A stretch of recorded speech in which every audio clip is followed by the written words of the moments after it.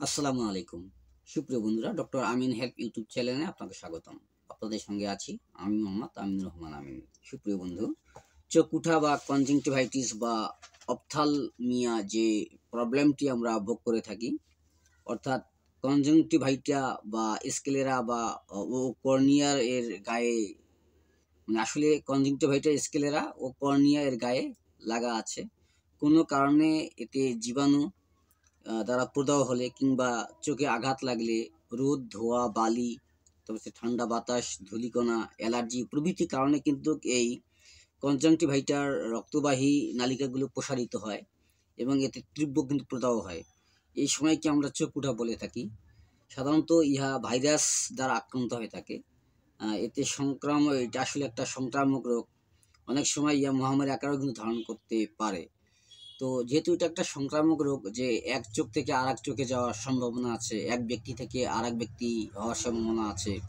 Suppose আপনার কনজাংটিভাইটা হয়েছে বা চোখ ফুটা হয়েছে, তো যেহেতু এটা জীবাণু দ্বারা ঘটিত হয়, তাই আপনার পাশে যারা আছে বা আপনার পরিবারের সদস্যরা, তারা কিন্তু এই প্রবলেমে আক্রান্ত হতে পারেন। তো তাই এটা থেকে সাবধান হওয়া জরুরি। তো আসলে এটার ক্লিনিক্যাল ফিচারগুলো বা লক্ষণগুলো কি বা এটার বৈশিষ্ট্যগুলো কি, আমরা যদি দেখি যে কোনো জটিলতা না থাকলে ব্যথা হয় না, অর্থাৎ জটিলতা যদি সৃষ্টি হয়ে যায় কনজাংটিভাইটায়, তাহলে কিন্তু ব্যথা হয়। অর্থাৎ কর্নিয়ার আলসার বা আইরাইটিস ইত্যাদি যদি হয়ে থাকে, তাহলে কিন্তু কর্নিয়ায় প্রচণ্ড ব্যথা হয়ে থাকে এবং এটা জটিলতা আকার ধারণ করে। চোখের সাদা অংশ সাধারণত লাল হয়ে যায়, এই প্রবলেমটা সৃষ্টি হয়। চোখ হতে পানি পড়তে পারে না, পারে আবার নাও পারে, চোখে পানি ঝরতে পারে আবার নাও পারে। চোখে কেঞ্জলি বা ময়লা বা চোখে যে একটা চোখের কোনায় কোনায় যে একটু ময়লা পাওয়া যায়, এই ময়লাটাও আসতে পারে আবার নাও আসতে পারে। ঘুম হতে উঠলে চোখে কেঞ্জলি দ্বারা মানে চোখ বন্ধ থাকতে পারে, চোখের বাধা কিঞ্জলি কিংবা ময়লা দ্বারা বন্ধ হয়ে যেতে পারে বা থাকতে পারে। চোখের পাতা ফুলে যায় এবং চোখে জ্বালা যন্ত্রণা হয়, ব্যথা হয়।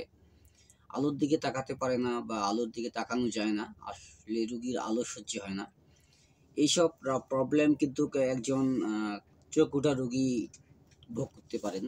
তো সুপ্রিয় বন্ধুরা, যদি চোখ উঠা রোগী আপনাদের থাকে বা আপনাদের যদি চোখ উঠে বা আপনার পরিবার যদি কারো চোখ উঠে, তাহলে নর্মাল স্যালাইন দ্বারা বা পানি সিদ্ধ করে সেটাতে হালকা লবণ দিয়ে আপনি চোখটা ধুবেন এবং অতি দ্রুত একজন চক্ষুরোগ বিশেষজ্ঞর নিকটে যাবেন, যিনি আপনার চোখে দেখে শুনে বুঝে আপনাকে সঠিক পরামর্শ দেবেন। আসলে এটাতে সাধারণত অ্যান্টিবায়োটিক, প্যারাসিটামল, অ্যান্টিহিস্টামিন, হ্যাঁ, এই ধরনের ড্রপ, মলম এবং অয়েনমেন্ট গুলো দেওয়া হয়ে থাকে। তো একজন চিকিৎসকই কিন্তু সিদ্ধান্ত নেবেন যে আপনার কি করা উচিত।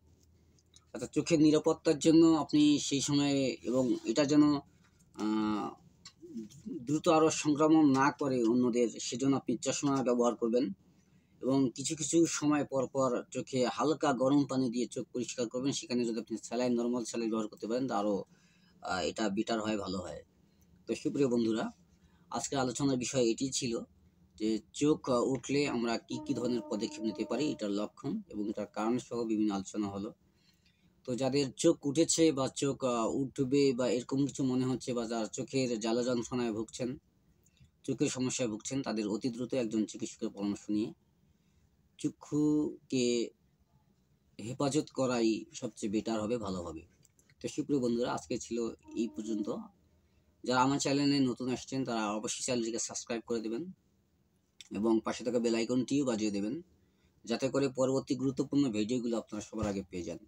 সেই সঙ্গে এটি ফেসবুক পেজও চলছে একই নামে। ফেসবুক পেজ থেকে যারা দেখছেন, তারা ফলো বাটনে ক্লিক করবেন এবং নোটিফিকেশন অন করে দেবেন, যাতে করে পরবর্তী গুরুত্বপূর্ণ ভিডিওগুলো সবার আগে আপনারা পেয়ে যান।